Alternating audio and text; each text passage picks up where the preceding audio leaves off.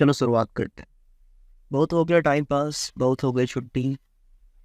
अब आते फिर से अपने पढ़ाई की तरफ। जहाँ से छोड़े थे वहीं से शुरू करवा करते हैं। जैसे कि 2-4 क्वेश्चन तो अपलोड हो चुका था हमारा। अब हम क्या करेंगे, 4 क्वेश्चन अपलोड हो चुका था। ठीक है। Foreign policy of major powers का। ठीक है। तो हमें क्या करना है, अब उसके आगे देखना है।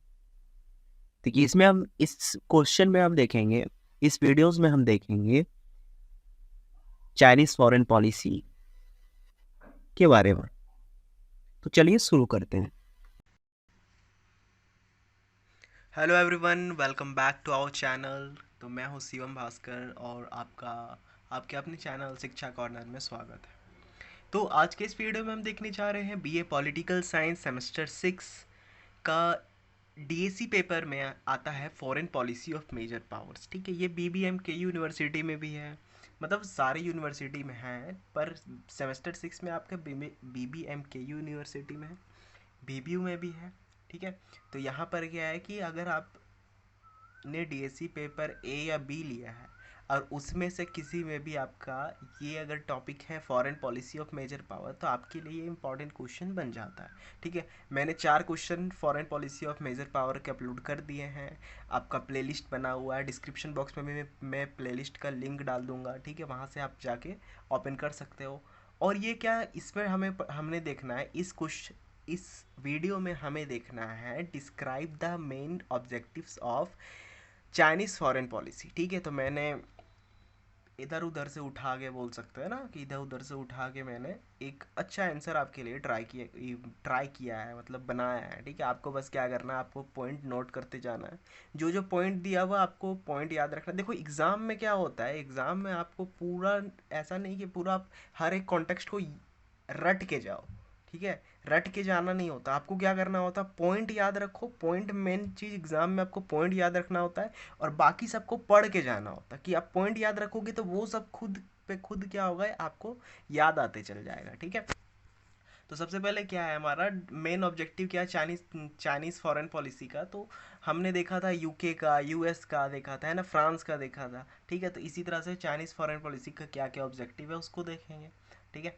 तो इंट्रोडक्शन पार्ट हमारा यहाँ खत्म होता है। उसके बाद हमें देखना था objective of Chinese foreign policy, जिसका फर्स्ट पॉइंट है हमारा इकोनॉमिक एक्सपेंशन एंड डेवलपमेंट। ठीक है, जिसका उसमें भी कुछ सब पॉइंट्स मैंने लिखा हुआ है। ठीक है, तो पॉइंट डालना है, फिर उसमें सब पॉइंट्स कुछ लिखना है। तो इससे क्या होगा, आपका आंसर क्या होगा, और ज़्यादा अट्रैक्टिव बनेगा, जिससे मार्क्स काटने का जो आदत होता है एग्जामिनर का, उसको क्या होगा, वो लोग कम काट पाएंगे आपका मार्क्स। ठीक है, क्योंकि देखो इतने अच्छे से अगर आप आंसर लिखोगे तो उनको मिलेगा ही नहीं कहीं आंसर की कहीं मार्क्स कट कर सके।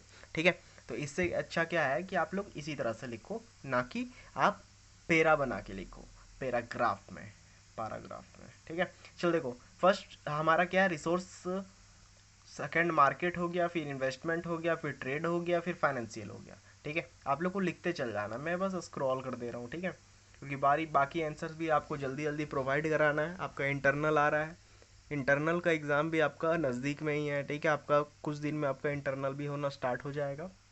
सेकेंड टॉपिक है हमारा रीजनल स्टेबिलिटी एंड सिक्योरिटी। ठीक है, तो फर्स्ट में हमारा क्या हो गया, टेरिटोरियल हो गया, मिलिट्री हो गया, फिर आपका रीजनल हो गया, फिर कन्फ्लिक्ट प्रिवेंशन, नॉन इंटरफेरेंस। ठीक है, तो ये हो गया हमारा इसका फॉरेन पॉलिसी का ऑब्जेक्टिव। ठीक है, थर्ड पॉइंट आता है हमारा टेरिटोरियल इंटीग्रिटी।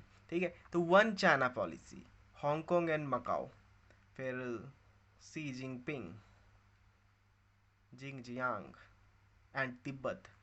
डी नंबर में हो गया टेरिटरी क्राइम्स। ठीक है, आप लोग देखो ये क्या है ना, कि जो सेंटेंसेस लिखे हुए वो इजी लैंग्वेज में आप लोग तुरंत पढ़ लोगे, समझ में आ जाएगा। ठीक है, उसके बाद फोर्थ नंबर क्वेश्चन है हमारा national rejuvenation and great power status. ठीक है, तो यहाँ पर आपका इसमें भी हमारा 4 पॉइंट है। ठीक है, ग्रेट पावर स्टेटस इसका क्यों है उसके बारे में दिया गया होगा, कि ग्रेट पावर स्टेटस बनाए रखना है, फॉरेन पॉलिसी उसका ऐसा होगा, है ना।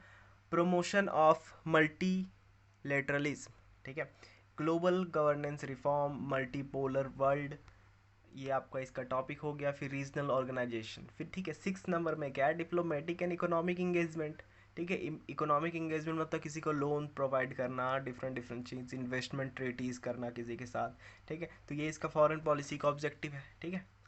बेल्ट एंड रोड इनिशिएटिव, फिर आपका हो गया economic partnership, public diplomacy, international aid and development. 7 number point यह है कि promotion of Chinese culture, Chinese culture और सॉफ्ट पावर का प्रमोशन करना, है ना, इसका फॉरेन पॉलिसी हो गया। इसमें भी 4 पॉइंट है, ठीक है। Cultural diplomacy, media influence, cultural exchanges and Confucius institutes, ठीक है।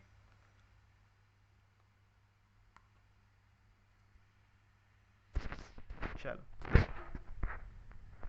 8 नंबर में हमारा है conflict resolution and peace keeping, ठीक है। इसमें United nation peace keeping, मेडिएशन and dialogues, humanitarian assistance, peace building initiatives, ठीक है। 9 नंबर है cyber security and technological leadership, ठीक है। तो cyber security legislation, technological innovation, ठीक है। आप लोग देखते हो वो यहाँ पर ये सब क्या है कि टेक फील्ड में थोड़ा आगे रहते हैं, ऐसे बोल सकते हैं हम लोग, ठीक है। मतलब इनका आर्ट देखिए, एआई का भी बात आ गया यहाँ पे, ठीक है। आर्टिफिशियल इंटेलिजेंस यहाँ आपको दिख रहा होगा, आर्टिफिशियल इंटेलिजेंस, ठीक है। Quantum computing, biotechnology to achieve technological self reliance and maintain competitiveness, ठीक है। C नंबर में international standard setting, digital silk road, ठीक है। तो ये कंप्लीट हो गया। उसके बाद हमारा कंक्लूजन है, कंक्लूजन को भी आप लोग देख लीजिए, इजीली से समझ में आ जाएगा। मेन चीज़ क्या होता है इसमें, देखो सब सारे कंट्री का क्या होगा, कुछ कॉमन होगा फॉरेन पॉलिसी कि हमें ऐसा करना। सब कंट्री आया था अपना नेशन का जो इंटरेस्ट है उसको फुलफिल करना चाहता और अपना नेशन को क्या करता, आगे बढ़ाना चाहता। इंडिया को भी देख लो, ठीक है। इंडिया जब से देश हमारा आज़ाद हुआ तब से क्या है कि हम यही चाह रहे हैं कि हमारा जो कंट्री है वो आगे से और अच्छा होते जाए और अच्छे होते जाए, ठीक है। कि हमें क्या बोल सकते हैं उसको, कि हम एक इंटरनेशनल लेवल पे हम खड़े हो सके, ठीक है, अच्छे से, ठीक है। तो अभी तो हमारा कंट्री डेवलपिंग है, कुछ समय के बाद हमारा भी कंट्री क्या होगा, डेवलप्ड कंट्री के अंदर में आ जाएगा, ठीक है। तो ये हमारा कंप्लीट हो गया।